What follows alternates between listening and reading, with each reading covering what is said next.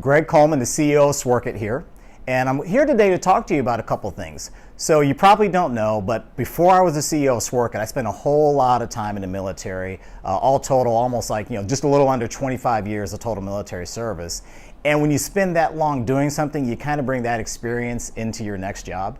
And as it turns out, a lot of times when I'm working with my team, I'll drop like these little nuggets or these little things that I've learned over all of my years that will kind of help maybe get the team moving the direction we want them to move, or maybe kind of put somebody's mind at ease to maybe help somebody just feel a little bit better about something that's going on. And so the team thought it was a good idea that maybe I could share those, some of those ideas and some of those thoughts with those of you who may be dealing with the same sort of challenges that we deal with every day at Sworkit. And so if you're ready, we're going to get started right now. Okay, so we're going to start to dive into probably my three favorite philosophies that I've brought with me from the military into my life. It applies in my day-to-day life. It applies when I approach fitness, and maybe you'll find some benefit in it too. The first thing that I've learned in the military is just keep a healthy sense of perspective.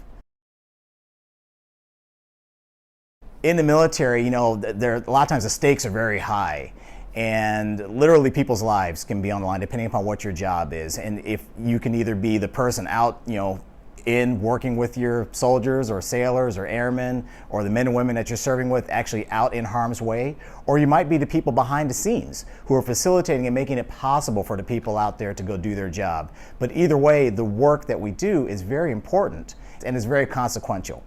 But the one thing that we always develop is a sense of perspective. And the perspective is very easy. Listen, if nobody died and if everybody made it home, then you know what? It's okay. Mistakes happen, things happen, bad things happen, people make mistakes. But as long as we're able to just recover from it and move on, then everything will be okay and we'll get another chance.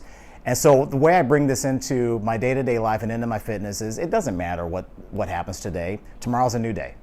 The sun's going to come up. Hopefully I will wake up healthy and happy, and my family will still be around tomorrow, and I can keep moving forward.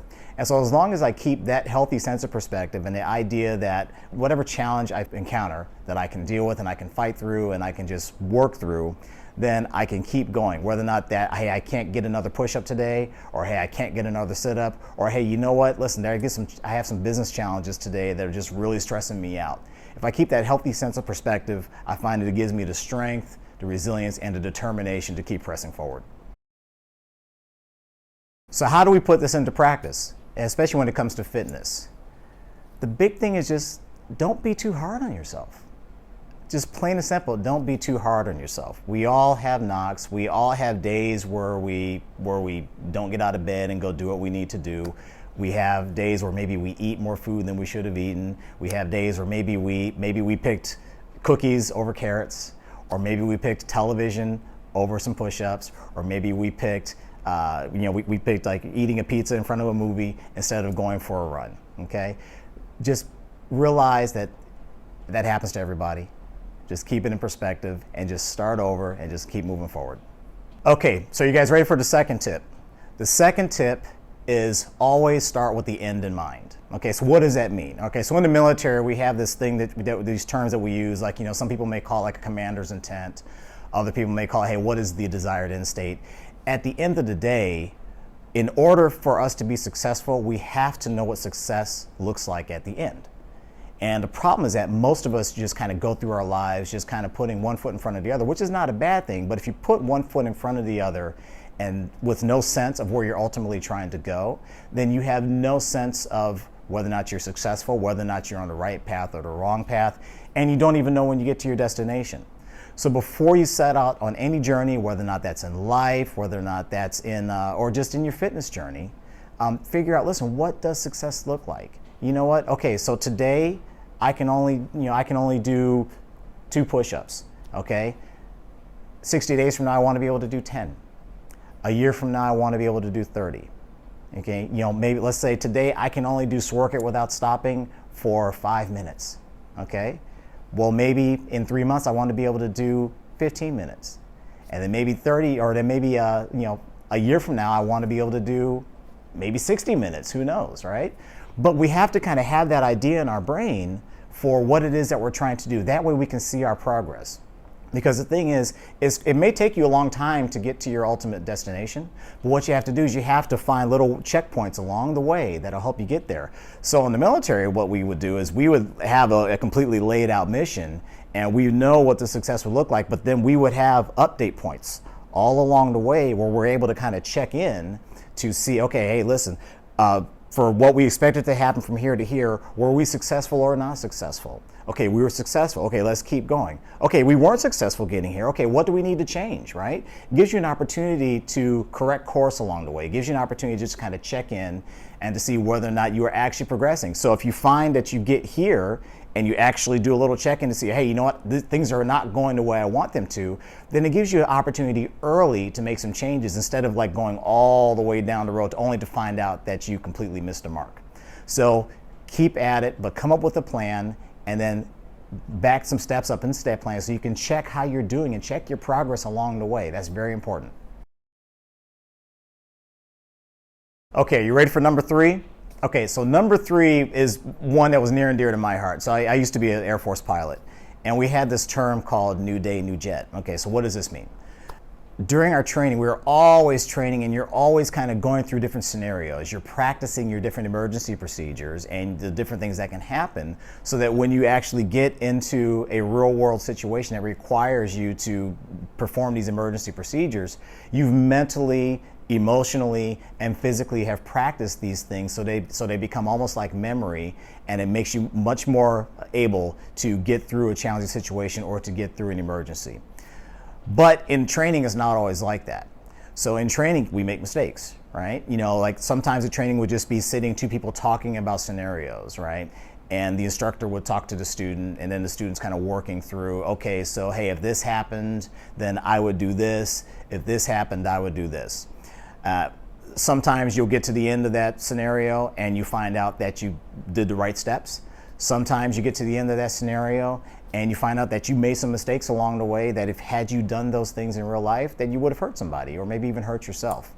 But regardless of how it ended, at the end of the scenario, you would stop, you would reflect and look back on what you had done and kind of think about, hey, listen, what lessons did I learn from this?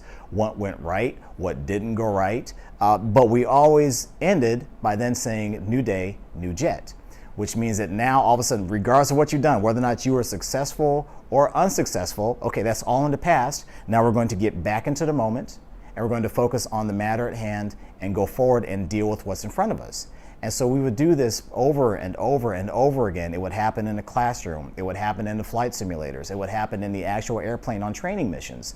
But the saying was always new day, new jet, and that's when you kind of knew it got to a point where that provided you an opportunity to get a mental reset, right? So how do you apply that to your life? Well, in our life is a series of lessons. Whether or not in our work, whether or not with our families, whether or not raising our children, whether or not interacting with friends, but especially in fitness, it is a journey. And so regardless of what you have done up until now, just realize that every day is a new day and you have the opportunity to fly a new jet, in this case, the jet is your body. And so how am I going to take what I've learned in the past and not dwell on it, take the lessons and move forward towards my success? And so it gives you an opportunity to reflect, it gives you an opportunity to refresh, but it also gives you the opportunity to put the past in the past and keep the past in the past, to learn from your mistakes and to move forward towards the success that you know is coming. So just remember, new day, new jet, and that will help you kind of reset your mind, reset your body, and reset your fitness any day. So new day, new jet.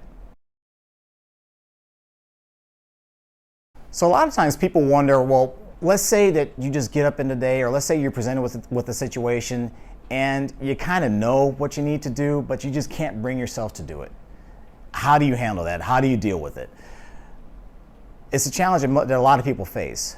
What I find is that if you have taken the steps to figure out what it is that you ultimately want to do, it makes all of your decision making a lot easier. If you've decided, listen, on this date, I want to be at this fitness level. I want to be able to work out for this amount of time. I want to be able to do this many crunches, run this far, do this many sit-ups, whatever, or this many push-ups.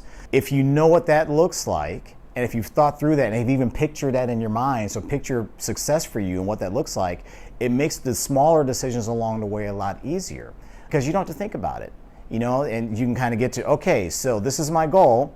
So sitting here with a bag of Cheetos watching a movie, is that going to move me towards my goal? Or if I just go spend just 10 minutes getting at least stretching or getting a workout, is that going to move me towards my goal? Life is all about these little small micro choices that we make just every minute, every second, every hour of every day. And what you find is that the people who are ultimately successful are the ones who, they're not smarter, they're not better, they're not stronger. They just make better choices in the short term. And they string together a lot of small, good choices, which starts to build momentum and starts to get you further and further along towards your success. So we don't expect anybody to be Superman. We don't expect anybody to be an Avenger. But what we're just asking, what we recommend that you do is just think about what you want to do, and with whatever it is you're doing right now, ask yourself, is this moving me towards my goal? And if it is, keep going. If it is not, then maybe rethink what you're doing in the moment so that you can move forward.